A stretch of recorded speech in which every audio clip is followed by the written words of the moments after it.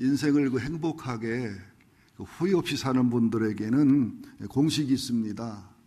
쉽고 단순한 거예요. 하나님하고 친밀하고 하나님하고 열린 관계를 유지합니다. 두 번째는 하나님과 예수님의 사랑과 용서로 자기 자신을 사랑하고 자기 자신을 용납하고 자기 자신을 소중히 귀중히 여깁니다. 그러면서 그런 기본과 기초를 가지고 인간관계가 열림과 사랑과 복음의 은혜와 능력으로 관계를 맺어갑니다. 마지막으로 그런 믿음과 신앙으로 자연을 사랑하고 자연의 에너지를 받고 자연과 선순환하는 그런 삶을 살아가게 돼 있습니다. 특별히 믿음으로 승리한 사람들은 그런 기본과 기초 속에서 환난과 고난과 절망을 복음의 능력과 권능으로 성령님의 도와주심을 극복해서 영적으로 승화가 된 사람들입니다. 어제 토요일 날 제가 굉장히 행복하고 즐거웠어요. 어느 목장이 6가정이 모였는데 얼마나 행복하게 놀고 행복하게 축제도 하고 행복하게 노래도 하는지 제가 바쁘고 시간 없었지만 끼우끼우 보면서 내가 개입하면 방해할까봐 나이가 먹으면 눈치가 있어야 되거든요. 빠질 때 빠지고 낄 때 끼어야 되는데 고수들만 그런 게 아니더라고요. 얼마나 행복하고 즐겁게 노는지 제 아내가 그렇게 칭찬을 하고 그렇게 사랑스러워 하더라고요. 또 그러면서 또 카페에서는 우리 전윤수 수석 부목사님하고 목자들이 모여서 음식도 먹고 대화도 나누고 사랑의 교제를 나눴습니다. 또 제 5층 제 목양실에서는 43년 만에 40년 만에 고등학교 때 대학교 때 교제했던 고종사촌들을 만났습니다. 5가정에 모였는데 저한테 6가정인데 얼마나 행복하고 즐거웠나 몰라요. 이게 1살 차이, 3살 차이 또래들이거든요. 옛날 얘기해가면서 그죠? 옛날에 추억 얘기해가면서 어떻게 이제 우리 사촌 누님이 하는 소리요. 상환이는 머리가 빠졌냐. 그래서 누님 빠지는 머리카락하고 떠나는 교회는 못 말려요. 같이 웃기도 하고. 또 누님이 성당을 다니시는데 나 성당 다니면 그렇게 영성이 좋은 분 처음 봤네요. 이 갑상선에 이상이 있어 합병증이 와가지고 몸을 움직이는 것 고사하고 굴러댕겼대요. 냉장고 문을 못 열어가지고 남편이 퇴근하기 전까지는 빨대 꼽아놓은 요구르트 3병을 하루를 지내기도 했대요. 거기다 남편이 수술을 8번 했는데 뛸 수 있는 장기는 다 떼었대요. 그것도 3기, 4기 암으로. 그러니까 너무너무 고생하고 어려움을 겪은 거예요. 음악 교사를 하시던 분인데. 근데 놀라운 말을 합니다. 나는 다시 돌아가도 지금 남편하고 결혼할 거고, 나는 다시 돌아가도 그 삶을 후회 없이 감사하게 살겠다. 왜? 그런 고난이 아니면 배울 수 없는 노래가 있고, 그런 고난이 아니면 배울 수 없는 기도가 있고, 거기서 얼마나 예수를 만나고 하나님을 깊이 만났는지 나는 인생에 후회가 없다. 그러면서 나보고 이런저런 대화를 하더니 나는 목사님 눈을 마주쳐보고 몇 마디 대화를 나눠보면 안 돼요. 그러더니 동생은 진짜 목사네. 누구 할 말인지는 모르겠습니다만은 여러분 함께 저녁 먹고 또 이제 홍삼인가 성을 사와서 우리도 장성꿀 5병 그 진짜 꿀이라고 숙성된 꿀이라고 농협과 못 사는 거라고 한참 하고서 또 이제 다 주고 얼마나 5시부터 9시까지 4시간 동안 교제였고 토요일 날은 힘들고 어렵거든요. 그런 교제하고 지내기가 목사한테는 참 즐거웠나 몰라요. 왜냐하면 그런 모임을 자주 갖자고 했습니다. 우리 그 큰 할아버지 댁에는 고모님이 5분이에요. 또 우리 작은 할아버지 댁은 우리 아버지를 포함해서 이제 남자가 4, 여자가 3분, 합하면 12명이니까 12명의 배우자까지 하면 24명. 그 밑에 자녀들까지 하면은 일개 중대가 됩니다. 그래서 제가 하여튼 시간 날 때마다 우리 교회에서 모이려고 그래요. 이렇게 섬기고 사랑해서 예수 복음을 전하고 예수님 앞에 바르게 설 수 있도록 인도하려는 그런 마음을 가졌습니다. 자, 여러분 4가지가 열려 행복하기도 하지만 환난과 고난이 많아도 여기 본문에 나오는 요셉처럼 믿음으로 반응하고 소망으로 반응하고 믿음의 영성으로 반응하면 반드시 승리자가 됩니다. 반드시 영광자, 존귀자가 됩니다. 환경이 좋아서 행복한 게 아니에요. 환경이 나빠 불행한 게 아니에요. 내 속에 예수가 있냐 없냐, 그걸 얼마나 믿음으로 반응했느냐. 여러분, 요한복음 14장 6절에 보면 보혜사 성령님이란 말이 나와요. 근데 예수님이 내가 또 다른 보혜사를 보낸다고 하는 또 다른 보혜사라는 말이 나와요. 여기는 엄청난 깊은 뜻이 있습니다. 그러니까 예수님이 이미 보혜사라는 거예요. 십자가에 죽으시고 부활하셔서 승천하셔서 육체는 사라지지만 영으로 오신 예수님이 보혜사 성령님이라는 거예요.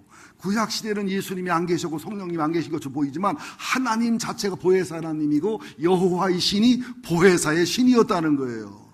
그러니까 우리는 구약시대든 신약시대든 어느 시대든 하나님을 믿고 하나님을 사랑하고 바르게 예비하고 바르게 믿음의 길을 걸어가면 보혜사 하나님이, 보혜사 예수님이, 보혜사 성령님이 안에 계시고 나를 품어서 보호하고 인도한다는 사실을 믿어야 돼요.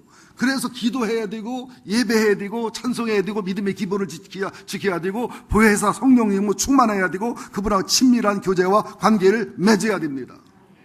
이렇게 할 때는 아멘을 하라는 얘기거든요.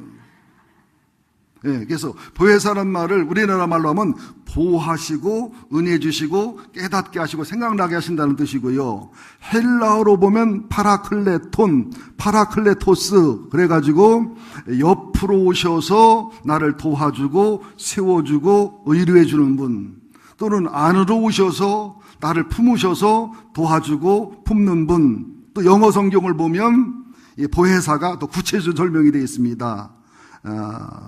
인터세서, 중재하는 분, 조정하는 분, 알선하는 분, 하나님과 사이를 좋게 하고 사람과 사이를 좋게 하는 분, 헬퍼, 도움을 주는 분, 또 구조하는 분, 나는 의로 하시는 분, 내 조수가 되는 분, 또 카운셀러, 상담해 주시는 분, 의논해 주시는 분, 조언하고 권고하고 충원해 주시는 분, 또 컴포터, 의로 하시는 분, 내 아픔을 알아주시는 분, 세워주시는 분, 이게 보혜사라는 뜻이거든요. 그러니까 구약시대에 승리한 사람들은 여호와 신에 감동된 사람이에요. 다니엘도 여호와 신에 감동된 사람, 다윗도 여호와 신에 감동된 사람, 요셉도 여호와 신에 감동된 사람. 이들은 하나님의 신으로 감동된 사람은 4내가 아니라 5내 이상이 개발되기 때문에 탁월한 삶을 살 수밖에 없어요. 그리고 어떤 삶이고 어떤 환경이고 반드시 하나님은 궁극적 승리를 주시는 하나님입니다. 본문에 나오는 요셉 같은 경우도 그러거든요. 17살에 하나님의 꿈을 가지고 비전을 가졌습니다. 17살에. 꿈과 비전은 내가 만들어 계획하는 게 아니에요. 하나님을 사랑하고 성령에 충만하고 여호와 신에 충만하고 정상적 믿음과 신앙의 삶을 살아가면 하나님의 큰 그림은 섭리를 이루는 한쪽 부분에 비전과 꿈을 내게 주셔서 열정이 생기게 돼 있고 탁월함이 생기게 돼 있고 사랑하게 돼 있고 올인하게 돼 있고 행복하게 돼 있고 열매를 맺게 돼 있고 즐겁게 돼 있고 소망이 생기게 돼 있고 이기게 돼 있고 온전히 이루어지게 돼 있고 인내와 연단을 통과하게 돼 있습니다. 그런데 형들에게 미움을 받아요. 애굽으로 팔려가요. 노예 생활을 해요. 감옥을 가요. 얼마나 힘들고 어려웠겠어요. 이때 요셉에게 하나님 보혜사가 함께 안 했으면, 예수님 보혜사가 함께 안 했으면, 하나님의 신인 성령의 보혜사가 함께 안 했으면 절대로 못 이깁니다. 그 부잣집 아들이, 귀한 아들이 노예로 팔려가지요. 형들이 죽이려고 그러지요. 나중에는 보디발 아내 유혹을 이겼다고 감옥에 가지요. 감옥살이 하지요. 우울증 안 오겠어요? 불면증 안 오겠어요? 공황장애, 불안장애 안 오겠어요? 자살 충동 안 오겠어요? 근데 한 번도 그런 표현이 없어요. 여러분들 지금 어떤 상황인지 모르겠어요. 다 어떤 고통인지 모르겠어요. 그러나 요셉을 바라보시면서, 요셉의 승리의 과정을 바라보시면서, 요셉의 궁극적 승리를 바라보시면서 한번 꿈과 비전과 소망을 가지시기를 예수 이름으로 축원드립니다. 25년 만에 요셉하고 요셉의 형님들이 만납니다. 그때 장면 한번 상상해 보세요. 요셉은 승리자예요. 당당해요. 그죠? 그리고 앞서서 형님들을 회개할 수 있도록, 돌이킬 수 있도록 힘들고 어렵게 해서, 그죠? 베냐민을 통해서, 막내를 통해서 회개하게 하고, 아버지 마음을 알게 하고, 자기 죄를 토설하게 하고, 특히 유다를 통해서 중재하게 하고, 중보하게 하고, 죄를 토설하게 하고, 회개하게 해서 요셉이 자기를 밝히는 장면이에요. 형님들의 입장은 어떠겠어요? 얼마나 놀랬겠어요? 얼마나 충격스럽겠어요? 얼마나 두렵겠어요? 얼마나 수치스럽겠어요? 얼마나 꿈이었으면 좋겠어요? 원수는 애나무다리 만나거든요. 죽이려면 확실히 죽여야지. 설 죽이면 나중에 25년 만에 짠하고 나타난단 말이죠. 이때에 요셉의 형님들이 루벤과 유다는 살려보려고 했습니다.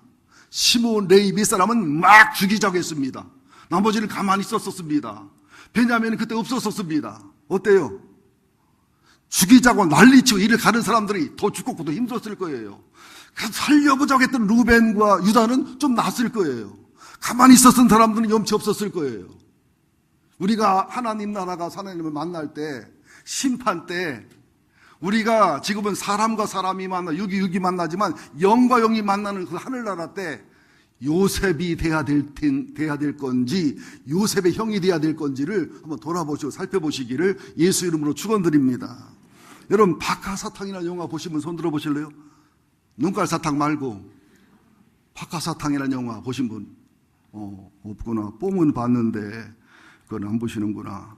감독이 이창동이고 주연이 설경구인데 그 주인공 이름이 김영호입니다. 참고로 이영호는 아니에요. 김영호인데 영화가 마지막 장면이 나오면서 이제 과거로 들어가는 그런 특이한 영화입니다. 그 설경구가, 김영호가 기차가 오는데, 그죠? 나 다시 돌아갈라 하면서 기차에 쳐서 죽는 장면이에요. 그러면서 이제 바로 조금 전, 또 조금 전 해서 20년까지 거슬러 올라가요. 그러니까 거슬러 올라갈수록 순수한 사람인데 20년 전까지 가니까 아버지 술 먹고 좀 문제 있는 가정이지만 순수한 학생이었는데 세상 풍파를 거치면서 싸나워지고 거치는 사람이 돼가는 과정이에요. 광주 사태를 거치기도 하고 또 형사를 거치기도 하고 가구점 사장을 하다가 배반당하기도 하고 아내가 애도하는 상처를 받아서 자기도 맞바람을 피기도 하고 이런 과정을 쭉 오면서 가해자이기도 하고 피해자이기도 하고 피해자이기도 하고 가해자이기도 하고 그러면서 마지막 기차 앞에서 나 다시 돌아갈래 지는 모습입니다. 자, 요셉이 나 다시 돌아갈래 그런 심정이었을까요? 요셉의 형님들이 나 다시 돌아갈래 그 심정이었을까요? 너무 쉬운 걸 물어보면 우리 교인들은 대답을 안 해요. 요셉의 형님들이 얼마나 돌아가고 싶었어요? 25년 전으로 돌아가면 어떡하겠어요? 요셉을 죽이자고 했겠어요? 팔아먹자고 했겠어요? 미워했겠어요? 근데 요셉은 어때요? 돌아가도 돌아가지. 우리 사촌 누님의 놀라운 말, 그렇게 남편의 장기를 8개나 떼어내고 자기 평생 고생과 고난을 당하고 어려움을 겪고 걷기 시작한 지 얼마 안 됐대요. 그래도 나는 옛날로 돌아가도 돌아간대요. 후회 없이. 그 남편하고 결혼한대요. 후회 없대요. 왜? 믿음으로 살아왔기 때문에. 소망으로 살아왔기 때문에. 고난은 당했지만 내 영혼이 유익함이 있고 너무나 많은 비밀을 터득했고 너무나 성장했기 때문에. 대화를 나눠보니까는요, 세상에 성당을 다니는 사람 저런 영성이 있을 수가 있나. 목회자들, 성도들, 솔직히 우리 교회 교인 중에 그만한 영성인 사람은 별로 없습니다. 제가 놀랄 정도로. 그러면서 그렇게 행복하게, 그렇게 즐겁게, 그렇게 기쁘게 살아가더라고요. 제가 엄청 도전을 받았습니다. 여러분들, 나 다시 돌아갈래 하는 기명으로 살아가지 마시고, 나 돌아가도 후회 없고 지금도 감사한 요셉으로 살아야 돼요. 그리고 설경구는, 김영구는 돌아갈 길이 없지만 우리 그리스도인들은 지금 형님들의 길을 간다 할지라도, 죄의 길을 간다 할지라도 지금 돌이키면 가장 빠른 길입니다. 지금 회개하면 가장 빠른 길입니다. 지금 변화되면 가장 빠른 길입니다. 오늘 말씀에 도전과 의를 받으시고 돌이키시기를 예수 이름으로 축원드립니다. 자, 45장 1절부터 4절 한번 살펴보면은요, 1절 보면 요셉이 시종하는 자들 앞에 그 정을 억제하지 못하여 소리질러. 정이라고 해서 정. 우리나라 사람은 정 때문에 살다거든요. 그래서 쪼크파기도 정이라고 하면 잘 팔리잖아요. 뭐 형님들이 무슨 정이 있겠어요? 팔아먹은 형들인데. 자기를 죽이려고 한 형님들인데. 25년 어떤 삶을 살아왔는데, 그 25년을 믿음, 소망, 사랑으로, 복음의 능력으로 살아왔기 때문에 한맺힘이 없는 거예요. 용서가 되는 거예요. 여러분들 지금 누군가 미워서 한이 맺혀 있나요? 뭔가 원망과 불평을 가득 차고 있나요? 그럼 지고 있는 거예요. 그러나 용서를 하고 있나요? 사랑하고 있나요?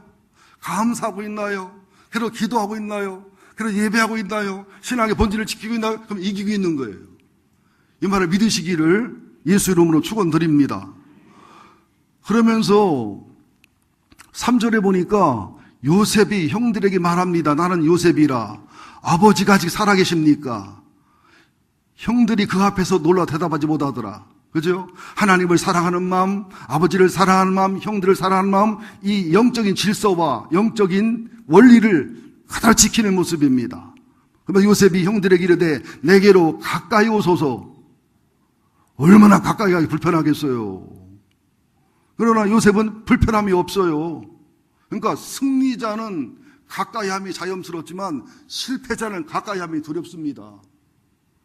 다윗이 사울의 손자요 요나단의 아들인 무비보셋을 은혜와 사랑으로 가까이 오라고 했을 때 무비보셋은 엄청 떨었습니다. 실패한 왕족은 씨를 말리는 것이거든요. 내게 은혜를 베풀이라 사랑을 베풀이라. 죽은 개 같은 나를 왜 이렇게 사랑하고 은혜를 베푸시냐고. 형님들의 심정이 어떻겠어요? 다윗의 여유로움, 다윗의 평안함, 여러분 부럽지 않습니까?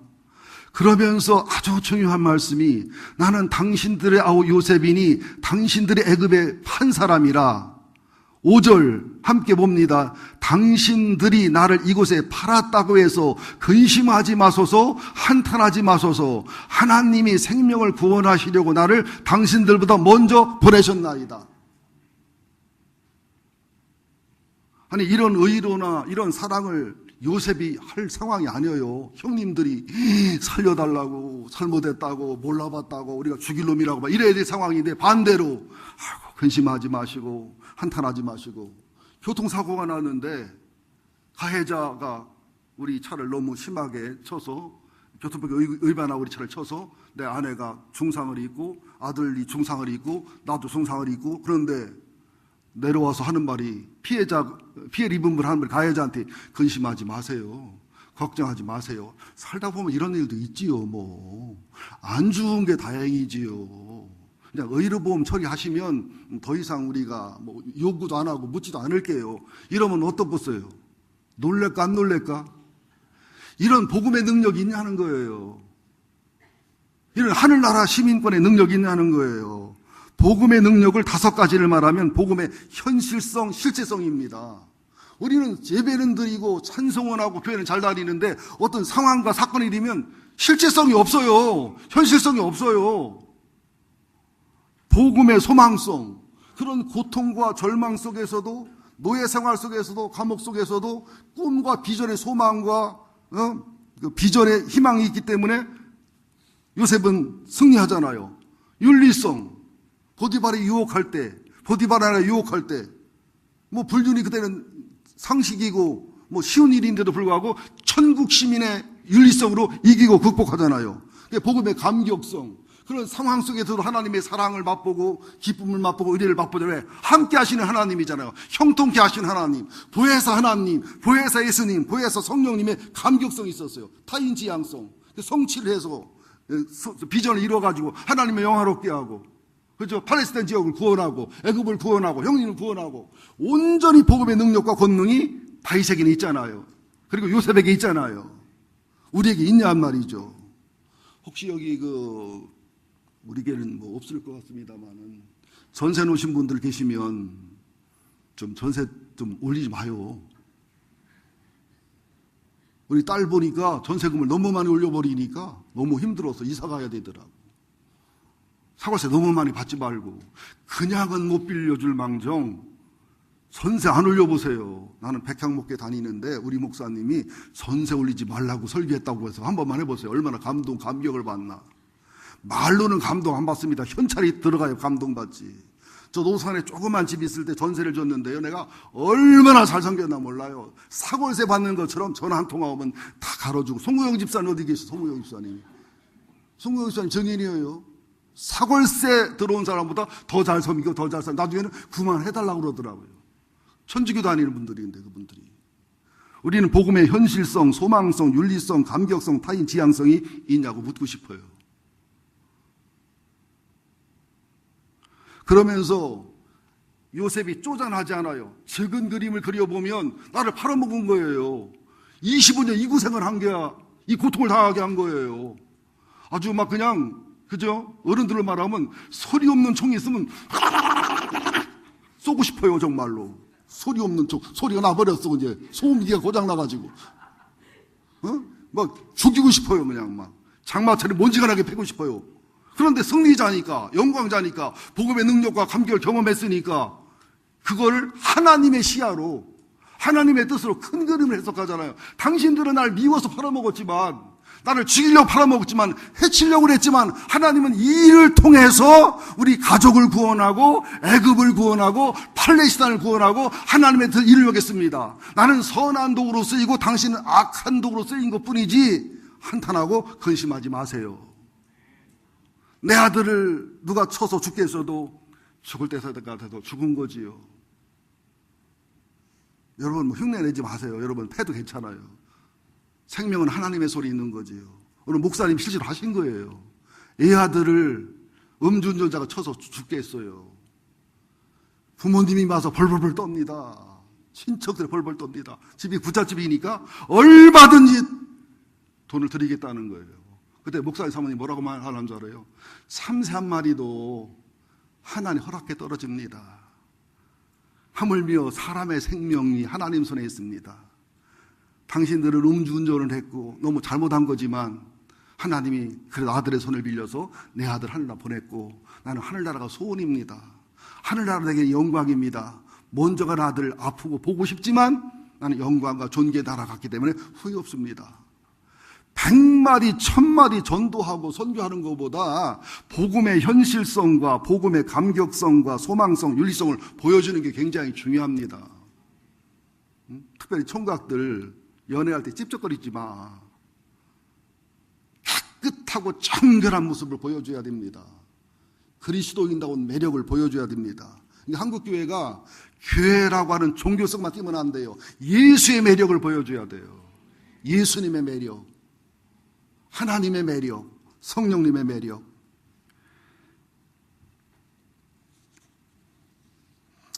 할 말은 많은데 또 설교를 길게 하면 인상 쓰는 분이 몇 사람 있어가지고.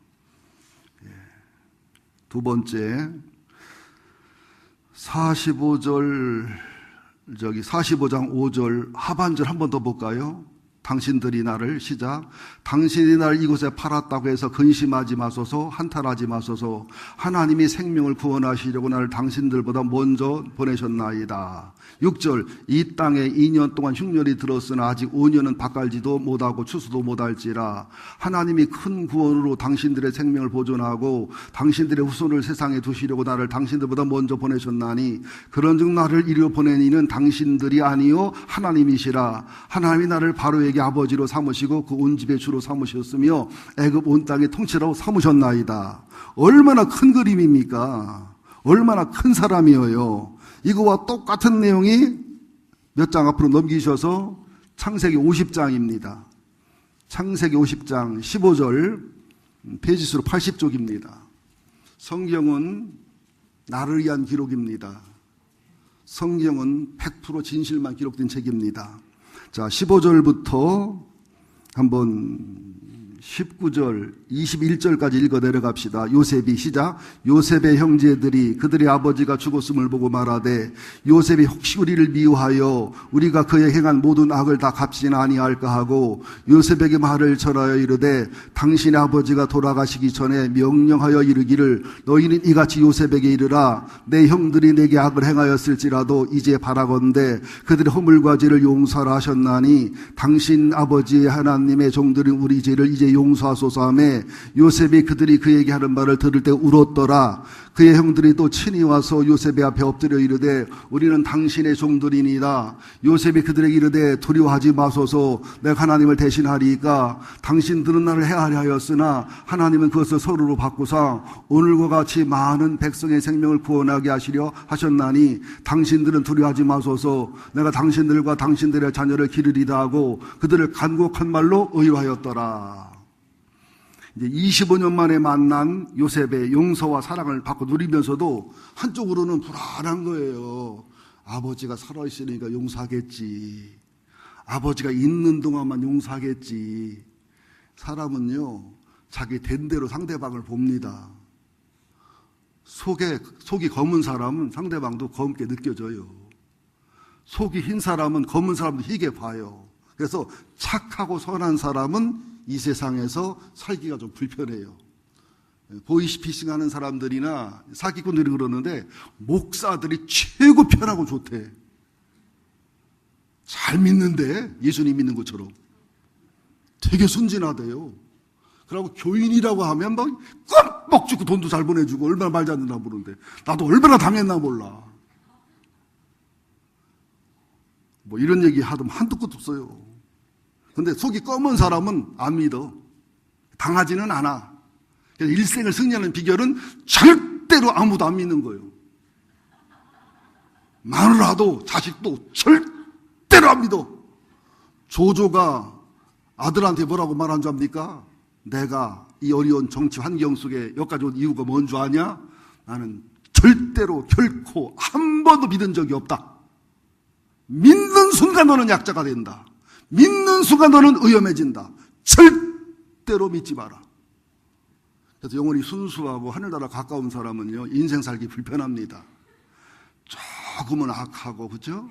속도 좀 검고, 사람 의심도 잘하고, 일단 뒤집어보고 제쳐보고, 이런 사람들이 살기는 편해요. 인생에 손해는 안 봐요. 그러나 하늘나라는 까마득하다는 사실을 알아야 됩니다. 그러니까 아버지가 죽었으니까 불안한 거예요. 요셉의 온전한 용서가 안 믿어지지요. 그 승리자, 영광자, 영성이 없잖아요. 복음의 능력이 없잖아요.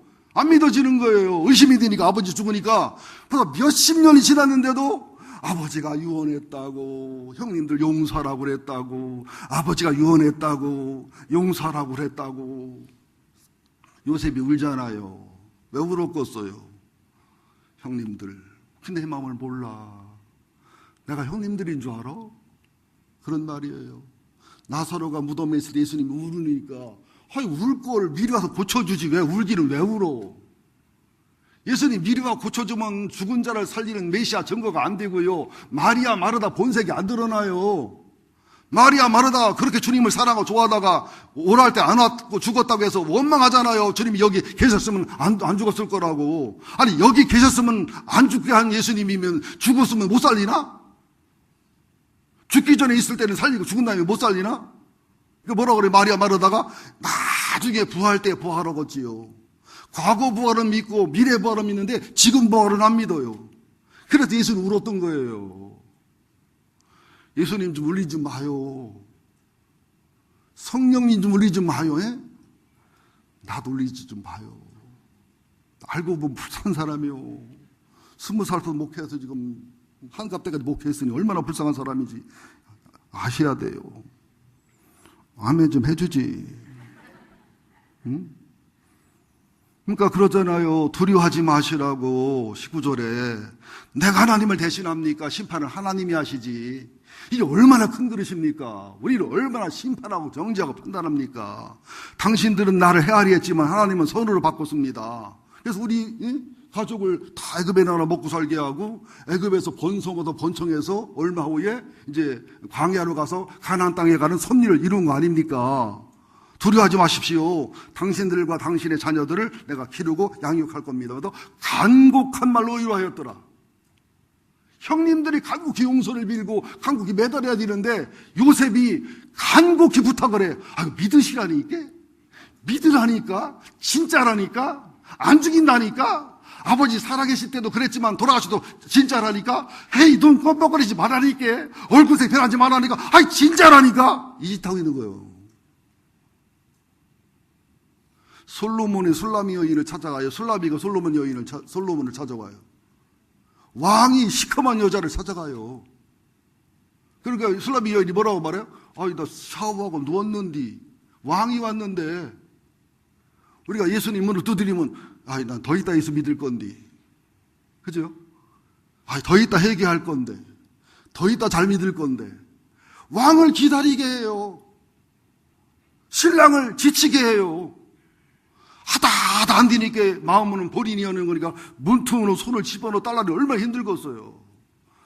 신랑한테 문 열어주시기를 예수 이름으로 축원드립니다. 다윗도 보세요. 죽여야 마땅한 사울의 손자 요나단의 아들을 은혜와 사랑을 베풀잖아요. 다윗은, 요셉은 구약에 있는 인물 중에서 메시아의 생애와 모시아 영성과 복음의 영성을 가장 선명하게 보여주는 분들입니다. 복음의 은혜성, 복음의 사랑성. 또 예수님도 베드로가 3번이나 부인하잖아요. 3번째 부인할 때 막 욕을 하고 저점에 부인합니다. 그때 예수님의 눈과 베드로의 눈이 마주쳐요. 그때 예수님의 눈은 용서의 눈, 사랑의 눈, 긍휼과 자비의 눈이었어요.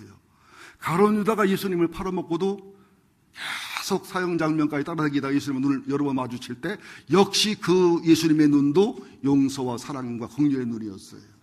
신앙 있는 베드로는 통곡하고 회개했고, 신앙 없는 가룟 유다는 자살을 하는 거로 마무리하는 거예요. 그래서 마태복음 21장에 보면 15절부터 보면 3번씩 묻잖아요. 갈릴리 바다에서 횃불을 불을 펴놓고 고기를 굽고 예수를 부인하던 장면과 비슷한, 예수님이 여러분 괴스타티론의 대가입니다. 상담 치료의 대가예요. 3번씩 물어가면서 죄책감을 치료해주고 수치심을 치료해주면서 치유와 회복을 해주면서 사명을 회복시켜주면서 베드로를 세워주시잖아요. 우리가 예수님 같은 거 어떻게 가서 부활하자마자 제일 먼저 손볼로면 베드로의 새끼가 옥수수를 뽑아놓던지 말이지, 털던지 입을 양쪽으로 1cm 찢던지 말이지. 그 다음에 가룟 유다여 죽었지만 다시 캔에서 북한 참사를 하든지 북한 참시를 해야 돼. 이랬을 거 아니겠어요? 우리들이 하나님 마음을 모르는 거지요. 예수님의 용서와 사랑을 모르는 거지요. 복음의 영성을 가진 승리자들의 영성과 사랑과 넉넉한 마음을 이해가 안 되고 용납이 안 되고 감당이 안 되는 거지요. 그래서 우리가 불행한 거예요. 안 믿어지니까, 안 느껴지니까 기쁨이 없고 감격이 없는 거예요. 바쁘면 가세요.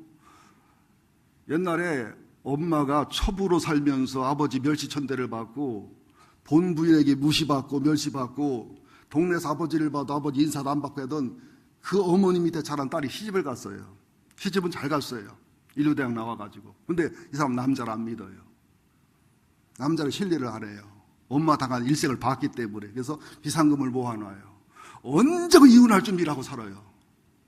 언제고 헤어질 준비를 하고 살아가요. 남편은 천사 같은 사람이에요. 부처님 같은 사람이에요. 근데도 그런 마음을 가지고 보니까, 그런 상처를 갖고 보니까 느껴지지도 믿어지지도 않는 거예요. 어느 날 이분이 교회를 출석하면서 회개와 치유를 경험하고 또 상담학을 경험하면서 자기 속에 있는 들보를 빼내고 정우를 빼내고 원망과 부들을 빼내고 나니까 남편이 새롭게 보이는 거예요. 우리가 왜 인간관계 깨지느냐? 들보를 가지고 사람을 보면 정상으로 안 보입니다. 하나님 보는 그 사람이 안 보여요. 들보를 빼야 정상으로 보이지. 그래서 들보를 빼고 남의 티를 보라는 얘기예요. 들보를 가지고 보세요.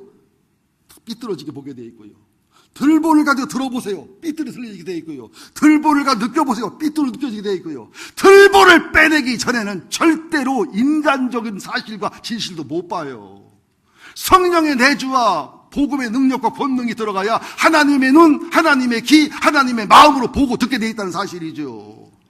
이걸 경험한 거예요. 그러고 나니까 남편이 성자 같은 사람이에요.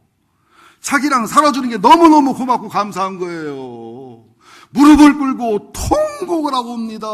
대굴대굴 두굴면서 여보 나를 용서하라고, 여보 내가 잘못했다고, 천사 같은 당신을 너무 괴롭혔다고, 힘들겠다고. 그랬더니 남편이 놀래가지고 어머 쳐다보더니 두 다리를 뻗더니 땅바닥을 치며 그러더랍니다. 살다 보니까 이런 날도 있다고, 살다 보니 이런 날도 있다고.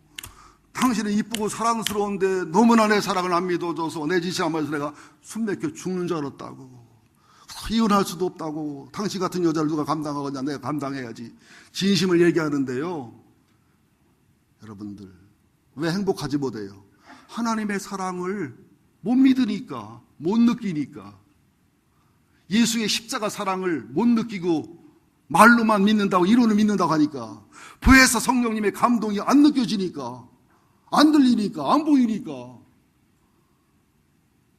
여러분, 그리스도인은 행복하셔야 돼요. 그리스도인은 기뻐해야 돼요. 환경이 어떻든 상황이 어떻든 보혜사 하나님 때문에, 보혜사 예수님 때문에, 보혜사 성령님 때문에, 내가 가장 독한 질병과 고난으로 교통사고로 산골 혼자 돌아가실지라도 기쁘게 돌아가셔야 정상인 거예요. 이 말을 믿으시기를 예수 이름으로 축원드립니다. 한번 로마서 8장 찾아볼까요?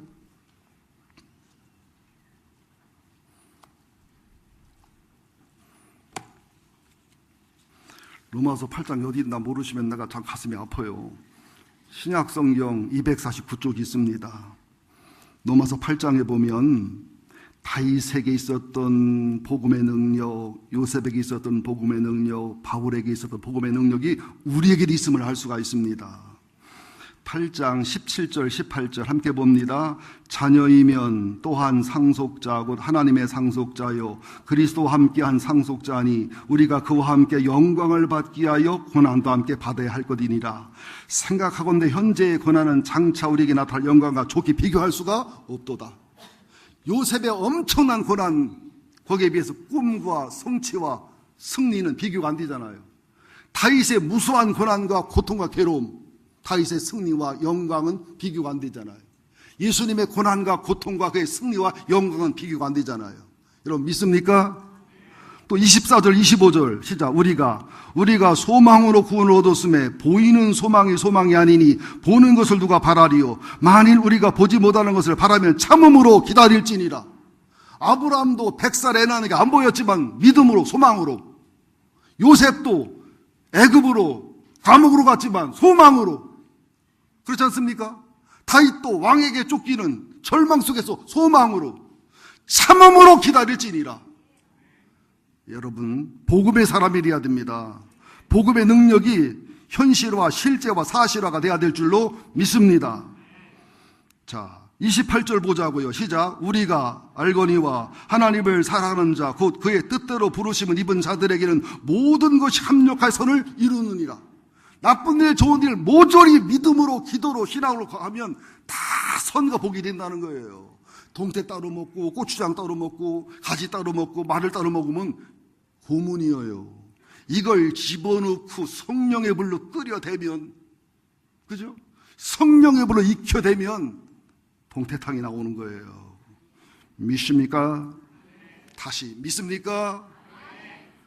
아멘을 제대로 하시기를 예수 이름으로 축원드립니다. 마지막으로 31절부터 39절, 나는 너무 은혜가 됐어요. 너무 감동이 됐어요. 이걸 읽으면서 다윗의 승리의 원동력, 요셉의 승리의 원동력, 예수님의 승리의 원동력, 바울의 승리의 원동력, 그리고 신앙으로 승리해서 영광과 존귀를 이룬 자들의 승리의 비결이 여기 들어있습니다. 31절 시작. 그런즉 이 일에 대해 우리가 무슨 말하리요? 만일 하나님이 우리를 의하시면 누가 우리를 대적하리요?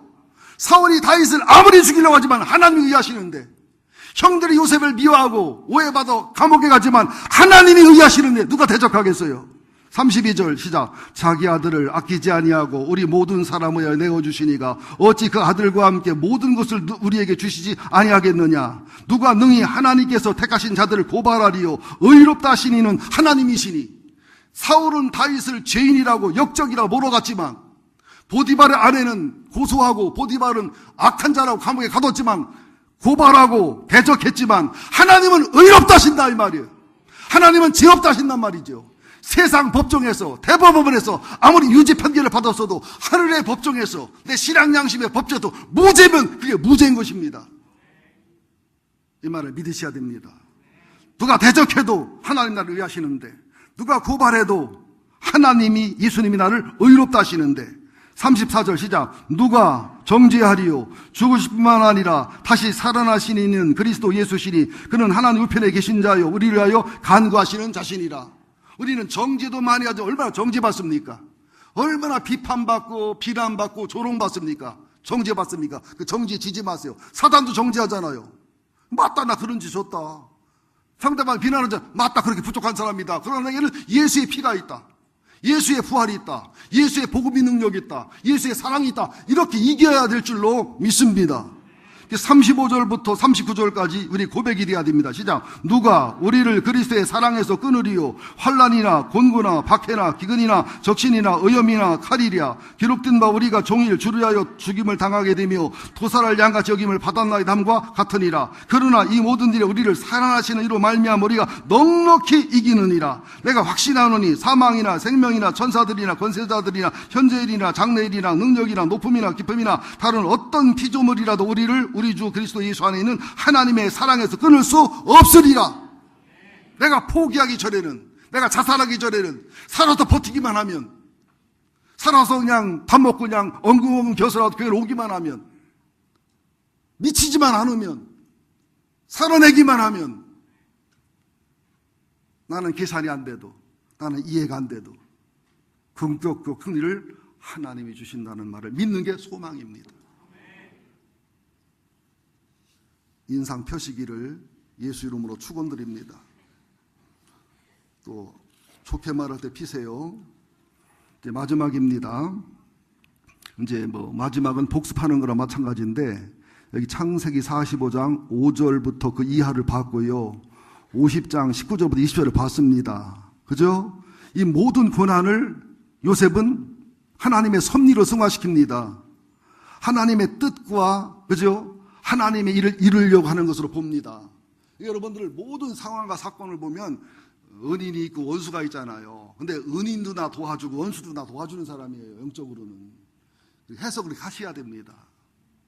왜요? 잘 들으셔야 됩니다. 하나님 어떤 사람은 꼬챙이로서, 어떤 사람은 톱으로서, 그죠? 어떤 사람은 끌로서, 어떤 사람은 대패로서 나를 작품을 만들어야 되니까 본인은 죄짓고 악을 행하는 것이지만 하나님 그걸 동원해서 나를 하늘의 작품과 명품으로 빚어간다는 것을 믿어야 됩니다.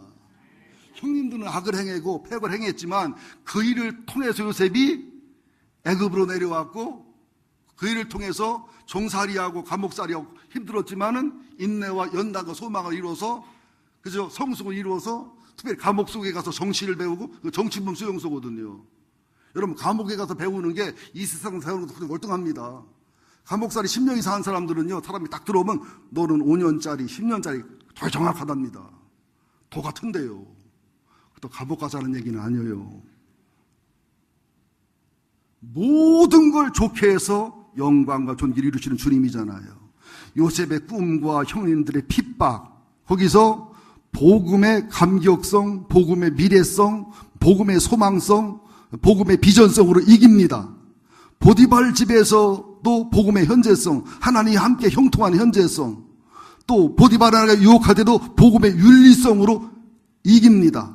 또 감옥에 가서 억울할 때도 복음의 용서성, 복음의 예수의 성품성으로 이깁니다.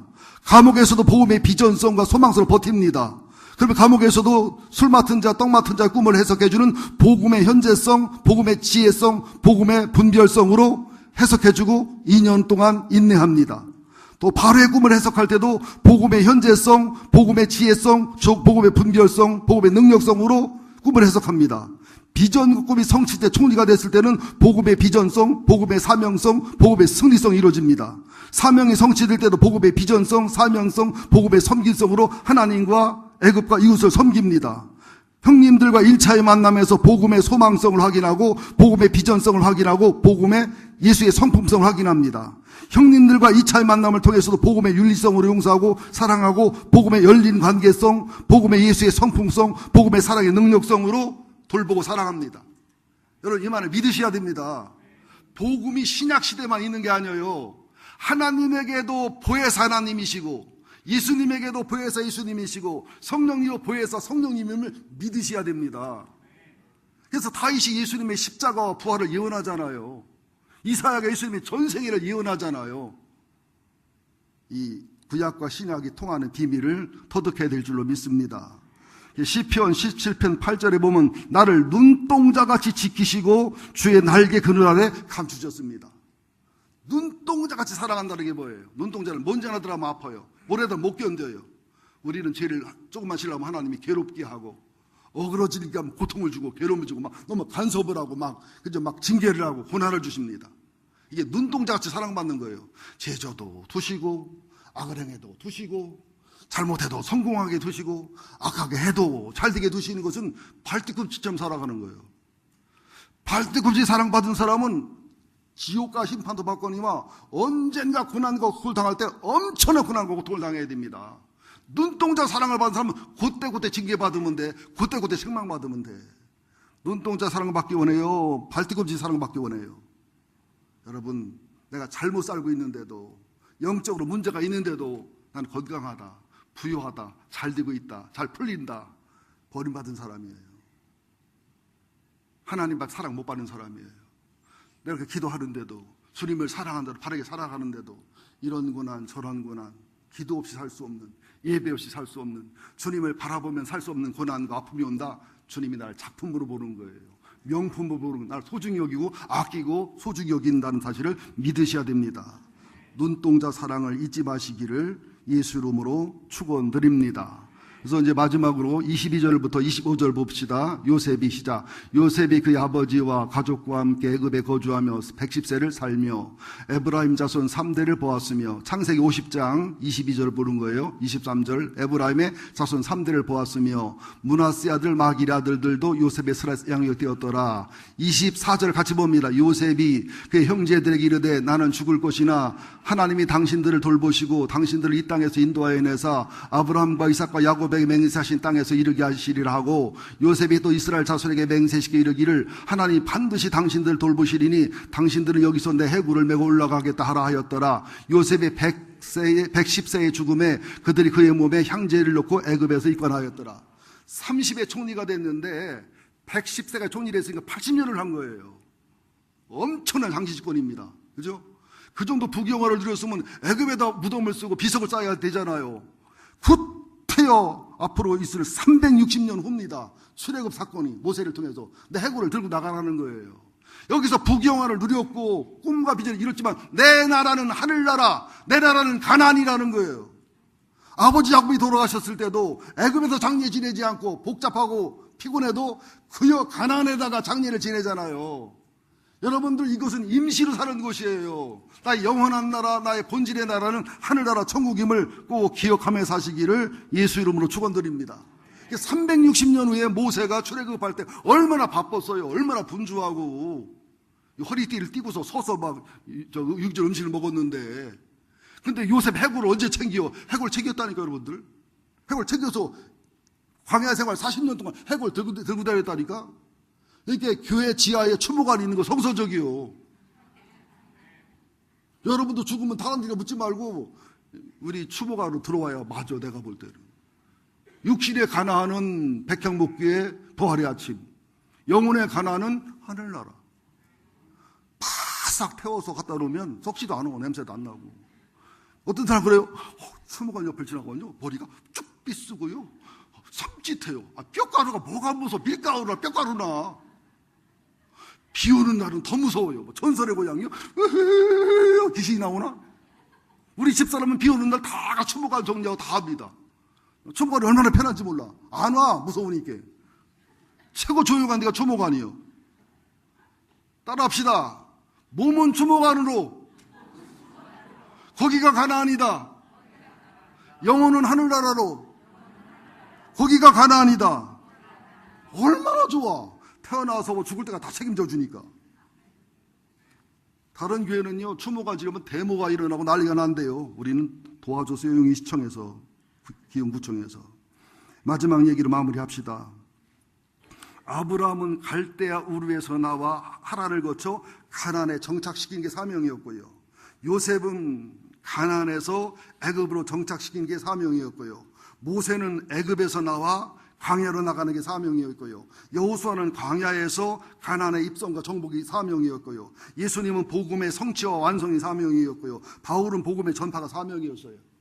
그럼 나의 사명은 지금 무엇입니까? 지금 나의 비전은 무엇입니까? 내 인생을 걸어도 후회 없는 것, 내 시간과 물질을 투자도 후회 없는 것. 여러분 이 말을 믿으세요. 죽을 때 후회 안 하려면 하나님의 사명과 비전 위에 살아가시기 바랍니다. 욕망과 정욕을 위해 살아가면 죽을 때 반드시 후회합니다. 하늘나라 가서 보세요. 하나님의 사명과 비전 위에 살아간 사람은 그의 돈 쓴 거, 시간 쓴 거, 일생이 모조리 부활의 영광과 존귀로 썩을 거 없어질 것이 영광과 존귀로 반석 위에 금과 은과 보석의 집이 됩니다. 우리의 신앙생활의 수준, 사명과 비전의 수준, 우리의 기도와 예배의 수준이 전부 하늘나라의 땅 넓이요 건축 자재가 됩니다. 하여튼 가서 돼지집 같은 집이 기다려도 여러분 원망하지만 내가 보낸 자재를 주님이 진 거예요. 30평 아파트면 그거 내가 보낸 자재로 진 거예요. 100평 아파트면 그거 내가 보낸 자재로 진 거예요. 2000평 빌라, 2000평 고급주택이면 내가 보낸 거로 진 거예요. 믿습니까? 예, 인생 쓸까봐 기도하겠습니다. 기도하겠습니다. 나를 눈동자같이 지키시고 보호하신 하나님, 주의 날개 아래 감추신 하나님을 찬송하고 찬양합니다. 보혜사 성령님만 알았지만 보혜사 예수님도 깨닫게 하신 것, 보혜사 하나님을 깨닫게 하신 것을 감사드립니다. 요셉에게, 다윗에게, 모세에게 보혜사 하나님이 함께 하셔서 그들은 승리했습니다. 또 예수님에게도 바울에게도 보혜사 성령님 함께 계셔서 승리했습니다. 주님 우리로 요셉의 형님 같은, 다윗의 핍박자 사울 같은 자로 나 다시 돌아갈래 후회하는 인생 살지 말게 하시고, 요셉처럼, 다윗처럼, 예수님처럼, 바울처럼, 모세처럼 후회 없는 인생 살게 하여 주옵소서. 죽을 때도 후회 없이 죽게 하시고 영광 중에 죽게 하시고 하나님 앞에 가서도 후회 없는 영광과 존귀의 사람이 되게 하여 주옵소서. 오늘 하루를 바르게 옳게 살게 저희를 축복하시고 인도하시고 나를 간섭하시고 나를 책망하시고 나를 괴롭게 하신 하나님을 원망 불평하지 말게 하시고 눈동자처럼 사랑받음을 기억하게 하여 주옵소서. 내가 죄짓고 잘못 살아도 편안하다면, 내가 악을 행하고 믿음이 잘못돼도 뭔가 잘 풀린다면 하나님의 자녀가 아닐 수도 있습니다. 버리운 자식일 수도 있습니다. 자녀는 반드시 징계와 훈련을 받습니다. 이 참사랑입니다. 성숙한 저희가 되게 하시고 자유로운 저희가 되게 하시고 승리자인 저희가 되게 하시고 복음의 능력과 권능이 나타나는 저희로 이끌어 인도하여 주옵소서. 예수님의 이름으로 간절히 기도드립니다. 아멘.